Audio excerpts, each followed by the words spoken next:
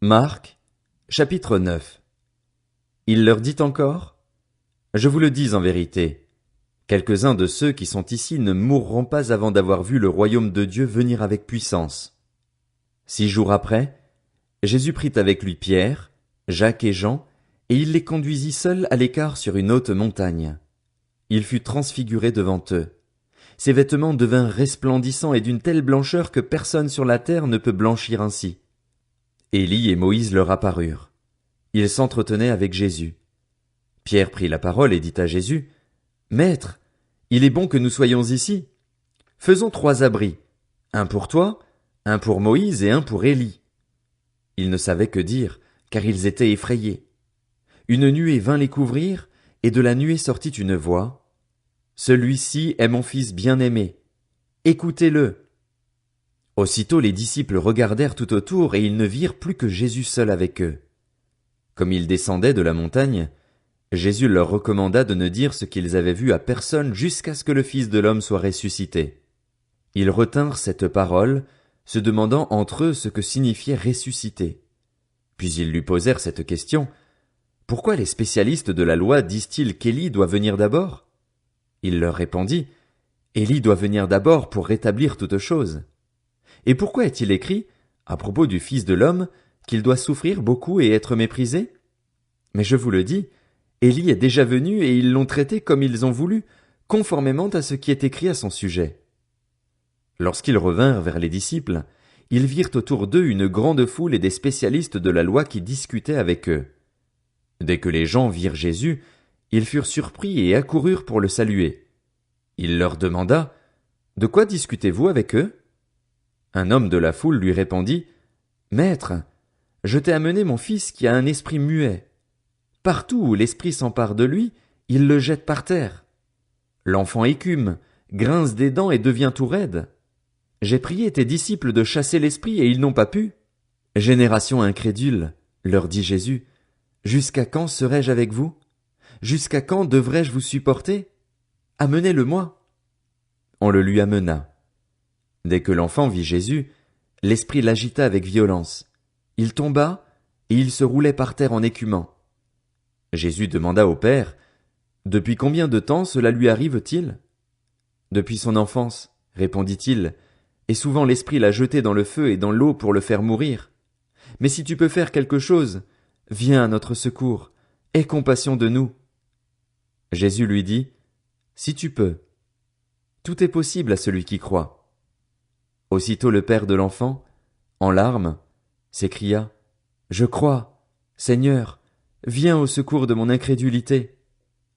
Voyant accourir la foule, Jésus menaça l'esprit impur en lui disant: Esprit muet et sourd, je te l'ordonne, sors de cet enfant et n'y rentre plus.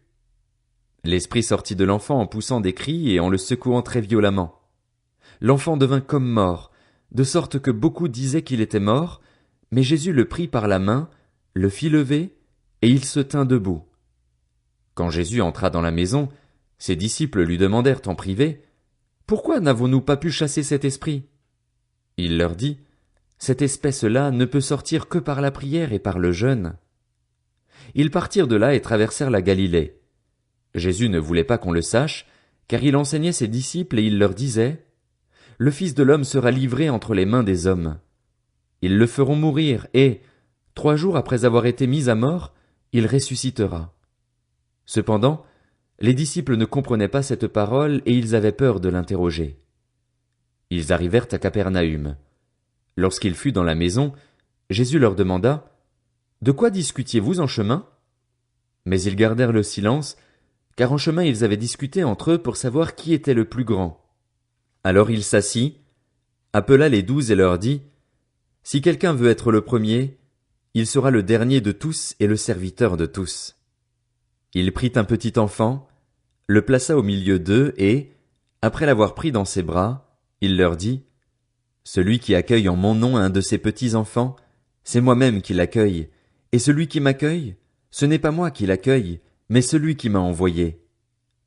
Jean lui dit: Maître, nous avons vu quelqu'un chasser des démons en ton nom, et nous l'en avons empêché parce qu'il ne nous suit pas.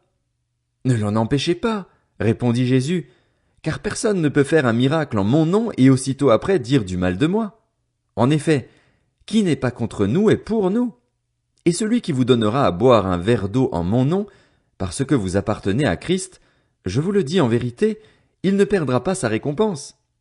Mais si quelqu'un fait trébucher un seul de ces petits qui croient en moi, il vaudrait mieux pour lui qu'on attache à son cou une grosse meule de moulin et qu'on le jette à la mer.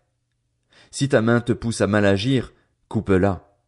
Mieux vaut pour toi entrer manchot dans la vie que d'avoir les deux mains et d'aller en enfer, dans le feu qui ne s'éteint pas, là où le ver ne meurt pas et où le feu ne s'éteint pas. Si ton pied te pousse à mal agir, coupe-le. Mieux vaut pour toi entrer boiteux dans la vie que d'avoir les deux pieds et d'être jeté en enfer, dans le feu qui ne s'éteint pas, là où le ver ne meurt pas et où le feu ne s'éteint pas. Et si ton œil te pousse à mal agir, arrache-le. Mieux vaut pour toi entrer dans le royaume de Dieu avec un seul œil que d'avoir deux yeux et d'être jeté dans l'enfer de feu, là où le ver ne meurt pas et où le feu ne s'éteint pas.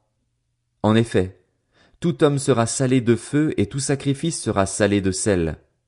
Le sel est une bonne chose, mais s'il perd sa saveur, avec quoi la lui rendrez-vous? Ayez du sel en vous-même et soyez en paix les uns avec les autres.